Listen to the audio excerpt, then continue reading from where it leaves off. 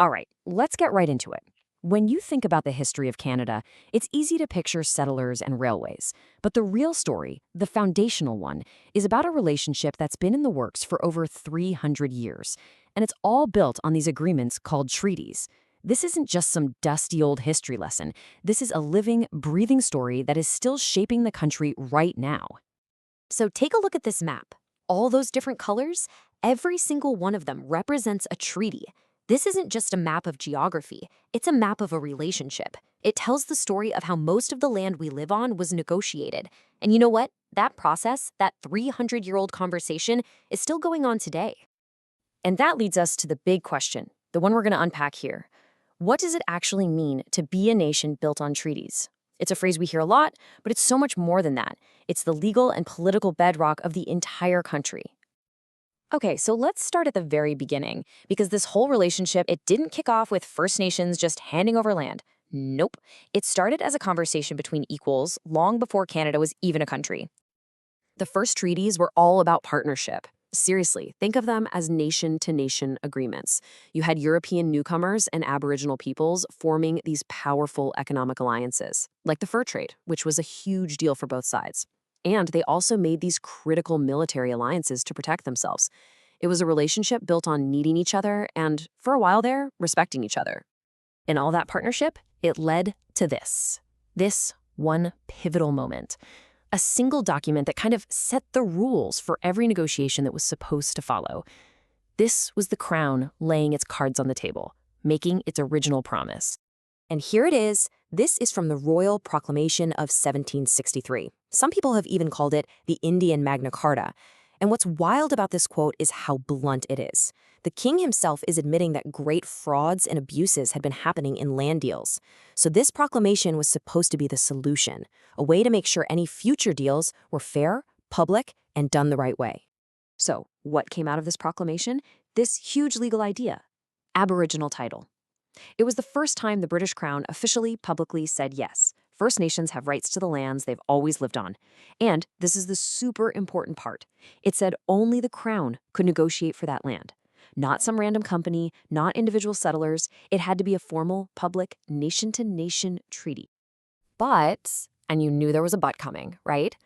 That original promise, that idea of a fair, nation-to-nation partnership, it didn't hold. The whole relationship started to shift in a big way, leading to a much more complicated time where two sides saw the exact same treaty in totally different ways. To really get this, you have to see treaties from the Indigenous perspective.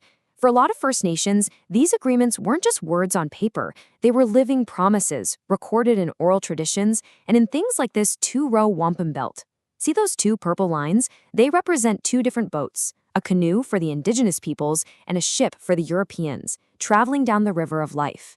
They're side by side, but they never cross. That symbolizes a promise to live in peace and friendship, but as separate nations, each with its own ways, never interfering with the other.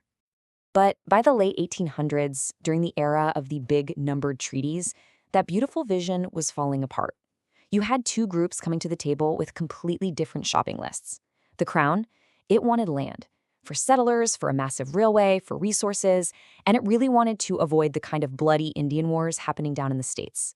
But for First Nations, this was about survival. The buffalo were gone, new diseases were devastating their communities, and they were looking for help to adapt to this new world and guarantee their kids could get an education. Two very, very different conversations. So you can see how the power dynamic was just completely flipping on its head. As Canada got bigger and stronger, it didn't really need First Nations as military allies anymore. The focus became all about settlement and resources.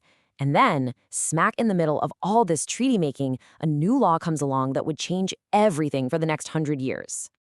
And that law was the Indian Act. And look, there's no way to sugarcoat this. The Indian Act gave the federal government almost total control over every part of First Nations' lives. The official goal was assimilation, to civilize them.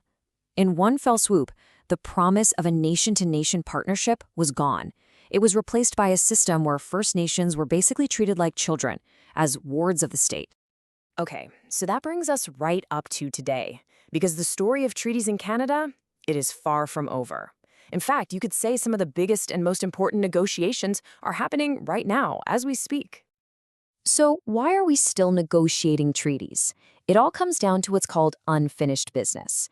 Today, we're mostly talking about two kinds of claims. Specific claims are about fixing past mistakes, where the government broke a promise from an old treaty. But comprehensive claims, or modern treaties, those are a whole different ballgame.